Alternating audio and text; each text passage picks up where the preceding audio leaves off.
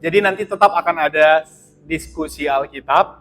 Tapi karena ini tahun baru dan ini minggu di awal, ada cerita zaman dulu orang Israel, mereka keluar dari Mesir.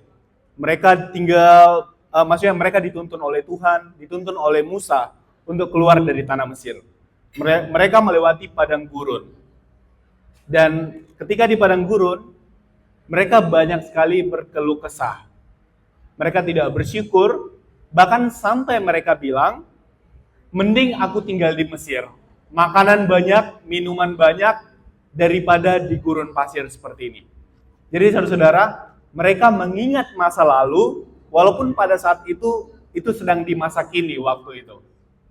Dan mereka nggak tahu masa depannya seperti apa. Jadi masa lalu, masa kini, dan masa yang akan datang. Nah, hari ini kita juga mau melakukan yang sama. Sudah berakhir 2024, jadi kita akan mengingat masa lalu 2024 dan minta dan buat goals kita untuk tahun ini, dan untuk masa depan kita akan tanya Tuhan apa yang Tuhan mau ingin lakukan terhadap diri kita. Jadi kita akan bagi ke kelompok kecil 3-4 orang maksimal. Silakan Ani bantu saya untuk bagikan kertas. Dan teman-teman yang butuh pulpen, Ani akan dapat, atau bisa tulis di HP-nya juga.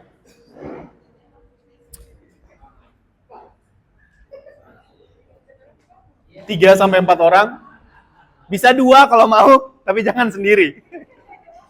2 orang lebih baik.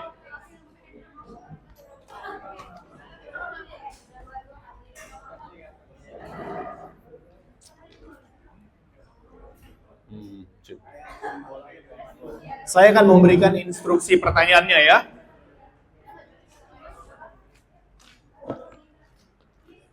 Siapkan pulpen, siapkan HP. Kita mau ujian. Nggak boleh nyontek. Nggak boleh nyontek. Oke. Saya juga akan ikut ujian. Ya, sudah ya. Siapkan pulpen dan kertas, semuanya sudah dapat? Coba angkat tangan yang belum dapat.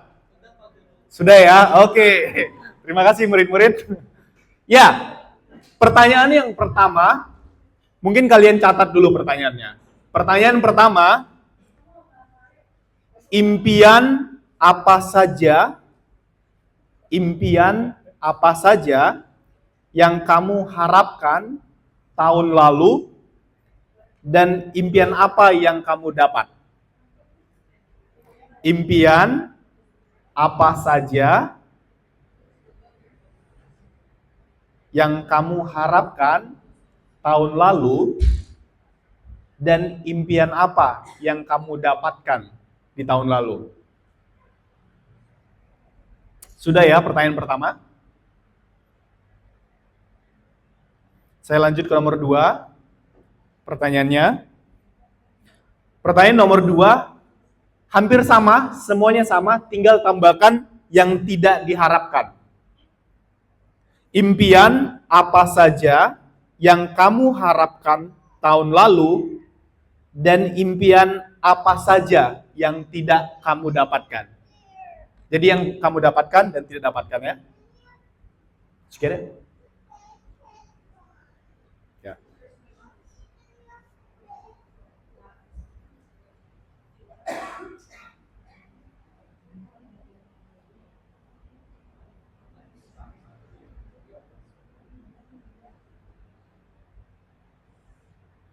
Sudah ya? Nomor 3, ada 2 lagi.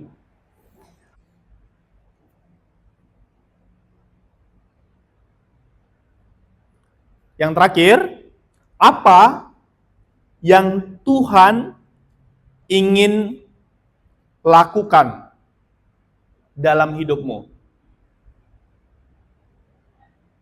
Apa yang Tuhan ingin lakukan dalam hidupmu?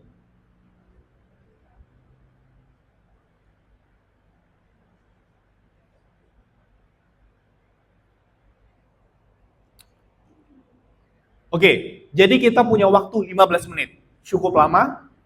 Instruksi pertama adalah Jawab semua pertanyaan ini. Tulis. Setelah selesai, kalian akan diskusikan ke teman kalian. Tanya teman kalian apa yang kalian dapatkan dan apa yang tidak kalian dapatkan, dan bagaimana perasaan kalian. Jadi diskusi ke teman, tanya ke mereka, bagaimana perasaan kalian.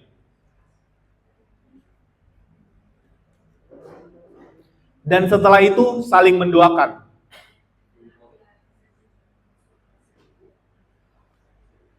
Oke ya? Saya juga akan ikut. Saya akan kasih timer untuk 15 menit. Maaf, ini sangat penting. Ini budaya dari all people, tapi juga bisa budaya untuk semuanya. Kalau kita lagi diskusi atau saling menguatkan, saya minta jangan memberi saran kalau tidak diminta memberi saran. Jadi kita mau mencoba menjadi pendengar yang baik. Kalau mereka minta saran, baru boleh dikasih saran. Terima kasih. Oke teman-teman, kalau sudah selesai, bisa langsung berdoa. Dan kalau mau lebih lanjut lagi untuk cerita lebih dalam lagi, boleh setelah selesai acara ini, bisa atur untuk waktu makan siang, makan malam, terserah ya. Sudah berdoa semuanya untuk teman-teman ya? Oke, saya kasih waktu 1 menit untuk berdoa. Silakan berdoa. Ditawar. Oke, bonus Pak Sony 2 menit. Baik teman-teman yang sudah selesai berdoa, kembali ke tempat duduk awal. Ya, kita kembali lagi ke tempat duduk awal ya. Amin. Oke. Sekarang saya akan sampaikan, saya punya waktu 12-13 menit untuk sampaikan firman Tuhan yang sangat singkat ini. Sebenarnya banyak, cuma udah kepotong waktu. Tapi nggak apa-apa. Karena saya pikir ketika kita tadi curhat sama teman dan saling mendoakan, saya yakin Tuhan juga bisa bekerja melalui diskusi tadi. Ya, teman-teman, bulan ini, bulan yang baru, minggu yang baru, tema dari dari Pak Matt, itu udah sungai di padang gurun. Jadi kita akan ada khotbah series, minggu pertama, minggu kedua, minggu ketiga, dan minggu keempat. Jadi, minggu pertama, saya bawakan ini tentang sungai di padang gurun. Kalau teman-teman bisa lihat berdasarkan gambar, setidaknya ada 3 yang bisa kita coba lihat, dan ketiga hal itu berbeda. Yang pertama adalah air, sungai. Dan yang di sebelah air ada gurun pasir. Dan setelah itu awan ataupun langit. Air juga melambangkan kelegaan, kelegaan. Gurun pasir atau pasir itu melambangkan kegersangan. Awan dan langit melambangkan keindahan. Betapa besar, betapa indah ciptaan Tuhan. Jadi setidaknya ada 3 hal yang kita bisa lihat dari gambar ini. Nah, berdasarkan gambar ini, kita akan baca firman Tuhan dari Yesaya 43 ayat 18 sampai 19. Teman-teman bisa buka di HP, Alkitab cetak, tapi juga ada di sini. Saya akan baca secara cepat, bisa baca versi bahasa Inggris ada ya. Yesaya 43, Yesaya 43, 18, 19. Nih, ada yang putih ya. Oke, Yesaya 43 ayat 18 sampai 19. Firman-Nya. Janganlah ingat-ingat hal yang dahulu dan janganlah perhatikan hal-hal yang dari zaman purbakala. Lihat, aku hendak membuat sesuatu yang baru, yang sekarang sudah tumbuh. Belumkah kamu mengetahuinya? Ya, aku hendak membuat jalan di padang gurun dan sungai-sungai di padang belantara. Teman-teman, dari ayat 18 dan 19, sebenarnya ini dari sambungannya dari 16, itu satu bagian, 16, 17, 18, 19, 20, 21. Tapi fokusnya kita ayat 18, 19 aja. Apa kira-kira yang bisa kita pelajari dari dua ayat ini? Yang pertama, kita bisa lihat di ayat 16 dan 17. Saya bacakan lagi ya. Beginilah firman Tuhan yang telah membuat jalan melalui laut dan melalui air yang hebat, yang telah menyuruh kereta dan kuda keluar untuk berperang. Juga tentara dan orang gagah mereka terbaring tidak dapat bangkit. Saudara-saudara, ketika kita baca firman ini, kita diingatkan perjalanan bangsa Israel ketika mereka keluar dari bangsa Mesir. Mereka diperbudak di sana, menjadi hamba di sana, bukan hanya Indonesia aja, saudara-saudara, diperbudak. Bukan diperbudak, maksudnya zaman penjajahan. Mereka juga diperbudak. Salah omong saya. Maaf. Mereka diperbudak waktu itu, dan mereka akhirnya, Tuhan tuntun Musa untuk membawa mereka keluar dari tanah Mesir. Ketika di perjalanan, mereka sudah mulai merasa tidak senang. Mereka merasa, kenapa saya harus keluar dan menuju tanah perjanjian kalau saya harus berada di posisi ini? Kering, gersang, kemungkinan tidak ada makanan, tidak ada kepastian buat mereka. Karena sepanjang mata memandang, hanya ada gurun pasir. Bayangkan saudara-saudara ketika Anda di posisi seperti itu. Mungkin sedikit sulit untuk kita memahaminya. Tapi saya akan membawa kita ke satu pulau di Indonesia namanya NTT di Sumba. Khususnya Sumba Timur. Desa Werinding. Ini spesifik Desa Werinding. Di tempat ini, ketika saya baca Yesaya ini, saya mulai bisa memahami. Di sana tanah sangat gersang, susah untuk menanam tanaman, kering sekali dan panas, banyak angin yang kencang dan debu, dan susah untuk mencari mata air, sumber air. Lalu ketika berjalan 5 km, ada sungai yang sangat-sangat besar. Disitulah mereka semua berkumpul, mandi, cuci pakaian, buang air besar, buang air kecil, mandi kerbau, mandi kuda, all in one. Sungai terhebat, all in one. Semuanya ada, bukan 3 in 1 aja, semua gabung di situ.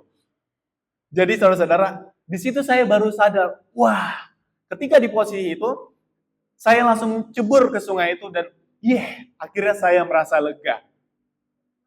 Mungkin saudara-saudara belum pernah mengalaminya. Ya, lega waktu itu, tidak ada pilihan lain.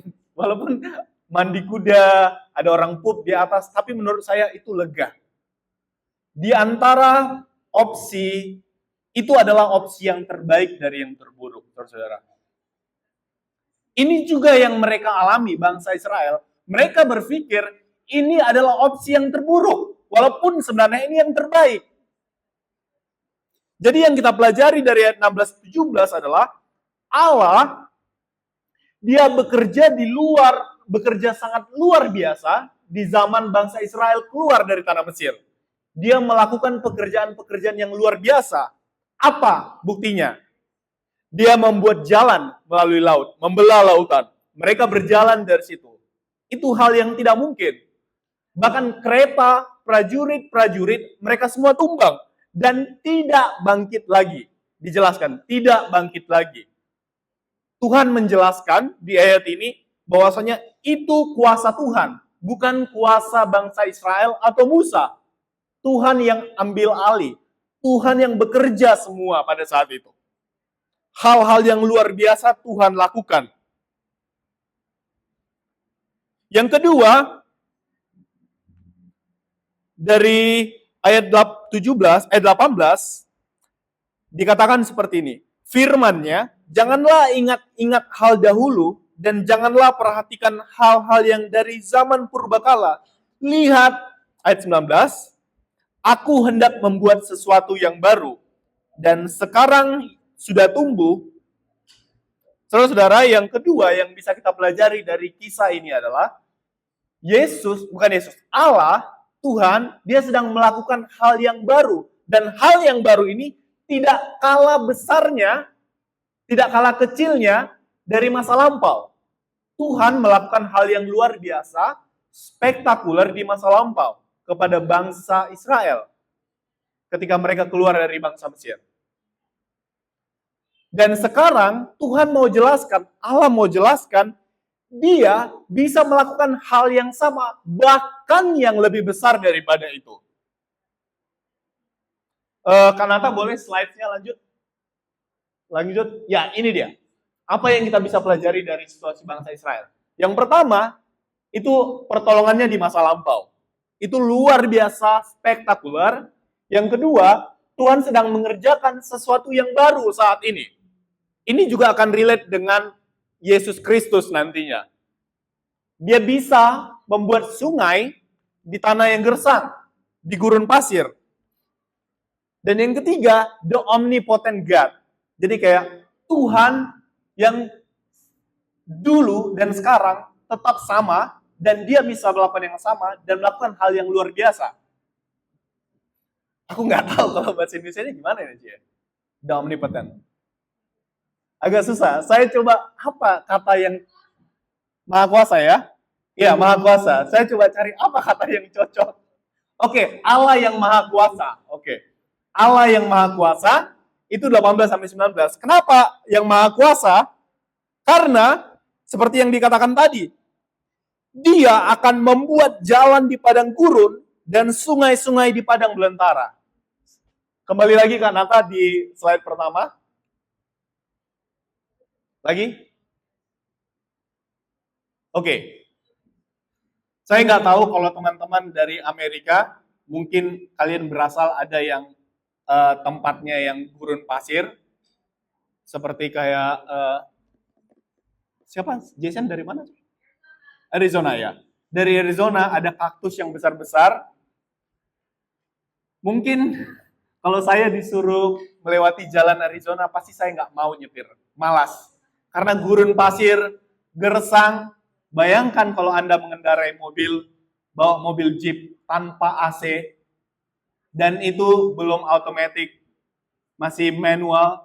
Bayangkan, saudara-saudara. Tapi Anda masih berada di atas mobil dan menyetir. Anda nggak lari. Bangsa Israel, mereka jalan, saudara-saudara. Mereka jalan. Mereka jalan di padang gurun. Mereka waktu itu nggak ada jaket pendingin. Kalau sekarang ada jaket yang bisa dipakai dan bisa dingin, kayak AC. Waktu itu nggak ada. Mereka hanya seperti ada pakaian mereka, iya. Tapi saya yakin waktu itu masih sangat-sangat panas dan gersang. Dan kalau boleh jujur, kalau saya di posisi itu, mungkin kemungkinan besar saya akan melakukan hal yang sama dengan bangsa Israel. Akan marah ke Tuhan, akan pertanyakan ke Musa, "Hei, kenapa kamu bawa kami keluar dari Mesir? Hanya untuk masuk ke penderitaan." Saya nggak tahu saudara-saudara, kalau Anda di posisi itu, apakah Anda melakukan hal yang sama? Atau mungkin Anda bisa lebih lagi dari bangsa Israel. Mengutuk Tuhan, nggak mau lagi percaya ke Tuhan, karena situasi yang sangat-sangat mencekam. Atau situasi yang sangat-sangat sulit. Tapi kabar baiknya adalah, di Yesaya dikatakan, dia akan membuat sungai-sungai di padang belantara. Jadi, saudara-saudara, aku mau kita perhatikan ini. Allah yang maha kuasa, dia melakukan hal yang luar biasa di dahulu kala. Dia masih melakukan hal-hal yang luar biasa, hal-hal yang baik, yang sangat luar biasa di saat ini. Jadi aku mau bilang, saudara-saudara, dari 4 pertanyaan tadi, ada impian yang Anda dapatkan. Bahkan ada impian yang Anda tidak dapatkan. Terus, apa impianmu hari ini? Dan Tuhan mau apa? Tuhan mau lakukan apa dalam hidupmu hari ini? Kalau teman-teman mungkin 95% impianmu kamu dapatkan, puji Tuhan, bagus. Kalau 75%, bagus. Kalau 50%, sepertinya tidak enak. Kalau 35%, kalau 0 gak dapat sama sekali, itu wajar kalau Anda sedih. Tapi itu tidak wajar kalau sampai mengutuk Tuhan, kalau sampai berkata, Tuhan, dia bukan Allah yang maha kuasa. Ingat, Tuhan itu maha kuasa dari dulu, sekarang sampai selama-lamanya. Dia, keadaanmu tidak merubah karakter Tuhan. Keadaanmu tidak mengubah betapa besar kuasa Tuhan. Tidak penting seberapa besar, seberapa mencekam keadaanmu, Tuhan tetap sama. Dia menuntun bangsa Israel, dia bukan hanya menuntun mereka melalui Musa, tapi juga dia menyediakan, bahkan dia membuka jalan, saudara. Jadi aku mau bilang, dari impian yang kalian tulis tadi di kertas atau di HP, mungkin 1 atau 2 atau 3, ingat ini. Puji Tuhan kalau Tuhan kabulkan nanti sampai 2025. Tapi juga ingat, kalaupun itu tidak terjadi, bukan berarti keadaan kita, impian yang gak kita dapatkan, mengubah Tuhan yang luar biasa, Tuhan yang maha besar. Mungkin dari sharing kami tadi, mungkin sepertinya Tuhan memberi skenario yang lain daripada skenario yang kita sudah tulis.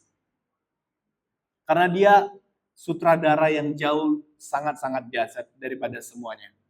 Jadi aku mau menguatkan kita, sungai di padang gurun, walaupun sangat sulit, ingat, ada Allah yang bekerja zaman dulu, zaman sekarang, dan akan datang, dan dia selalu maha kuasa, tidak akan berubah sampai selama-lamanya. Tuhan mau kita melekat kepada dia. Tuhan kita mau habiskan waktu sama dia. Tuhan mau supaya kita mencari dia. Ini sangat relate, kayak cari dulu kerajaan Allah. Semua akan ditambahkan kepadamu. Kalau kita cari kerajaan Allah, biasanya orang berpikir nanti Tuhan kasih harta.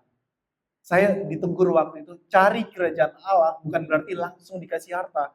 Ketika mengerti tentang Tuhan, mengerti Tuhan, mempunyai hubungan dengan Tuhan, kalaupun kita nggak dapat harta yang kita harapkan, perspektif, pola pikir kita berubah karena kita sudah mencari Dia terlebih dahulu. Mari kita berdoa. Terima kasih Tuhan untuk hari ini, tahun yang baru, harapan yang baru, perjalanan yang baru, dan bahkan juga tantangan yang baru ya Tuhan. Aku berdoa untuk kami semua, kami nggak tahu pasti apa yang akan kami lakukan 3 menit ke depan, 1 tahun ke depan. Kami nggak tahu pasti apakah impian kami akan dapatkan. Kami nggak tahu pasti Tuhan, apakah semua impian kami akan berhasil dan kami dapat memperoleh itu. Tapi yang pasti kami tahu, Engkau adalah Allah yang maha luar biasa, maha kuasa, dan selalu setia kepada kami. Terima kasih Tuhan, tolong kami pulang dari tempat ini untuk mencari wajah-Mu. Secara pribadi buat saya itu jujur sangat sulit karena kepentingan-kepentingan, pikiran-pikiran saya itu yang lebih muncul dahulu. Tuhan, aku mau diriku untuk bisa belajar lebih lagi, memberi waktu ke Tuhan dan mencari Tuhan. Tapi juga untuk teman-teman di tempat ini yang mungkin mempunyai pergumulan yang sama dengan saya. Atau mungkin teman-teman yang sudah sangat muda dengan hal ini. Tuhan, kami bersyukur ada orang-orang yang seperti itu. Mereka mencari Tuhan daripada kepentingan-kepentingan mereka. Tuhan, aku juga mau Tuhan pakai mereka untuk menguatkan kami yang masih lemah. Terima kasih Tuhan, bersyukur. Amin.